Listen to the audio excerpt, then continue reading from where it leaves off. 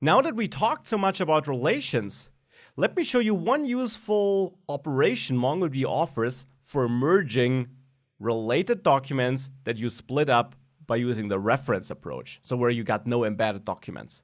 And that is the lookup operator. Now, the lookup operator is used like this. This uses the aggregate method, which we haven't learned about. We got a whole module about the aggregation framework, and I don't want to talk too much about it, but lookup is essentially a helpful tool that allows you to fetch two related documents, merge together in one document in one step instead of having to do two steps. And this mitigates some of the disadvantages of splitting your documents across collections, because now you can at least merge them in one go. Let me show you how it works. Here we got our book offer example still. And now let's say I want to fetch all my books with the offer data included. To do that, I can use my books collection, and use the aggregate method. Again, this uses the so-called aggregation framework, and we'll have a look at this later in the course in detail. There you pass an array because you can define multiple steps on how to aggregate your data. For now, there's only one step I'm interested. A step is simply a document you pass to the array, and that is the lookup step, $lookup. That step is configured by passing a document as a value, and here you need to define 4 things. I simply brought this into a new page to make it easier to read. So 4 things need to be defined here. The first one is the from thing. And the question here is, from which other collection do you want to relate documents? So here we're running aggregate on the books collection. So we want to pull in other documents from the offers collection. So that is the name of the collection where your related documents live in.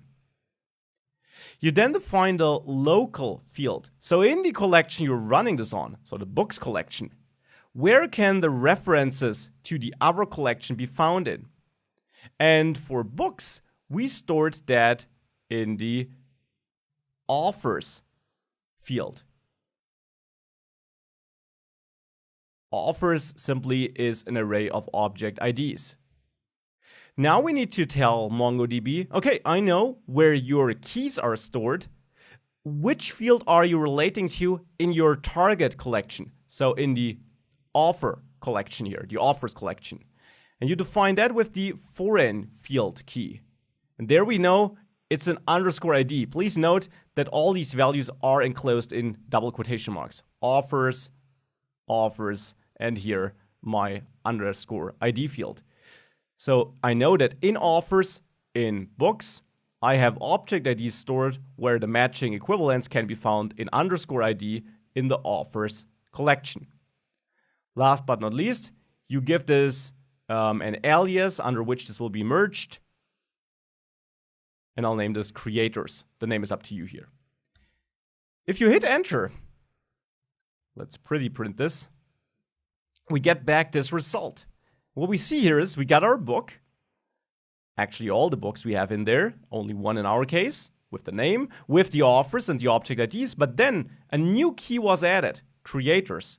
And that actually holds the offer data which lived in a different collection and which was merged into our result by the aggregate and lookup function. So this is very useful for merging data in one step, and it allows you to get the best of both worlds, having it split up and still fetch it in one go. Now, this still is not an excuse for always using references, because obviously this costs more performance than having an embedded document. So if you can and if your application needs it, go for embedded documents. If you have to use references or if you want to use references, well then this lookup step in the aggregate method can at least help you get the data you need. Now, it was just a first look at aggregate. As I mentioned, we'll have a whole module where we see what else aggregate can do for us. Be aware of lookup for merging your relations though.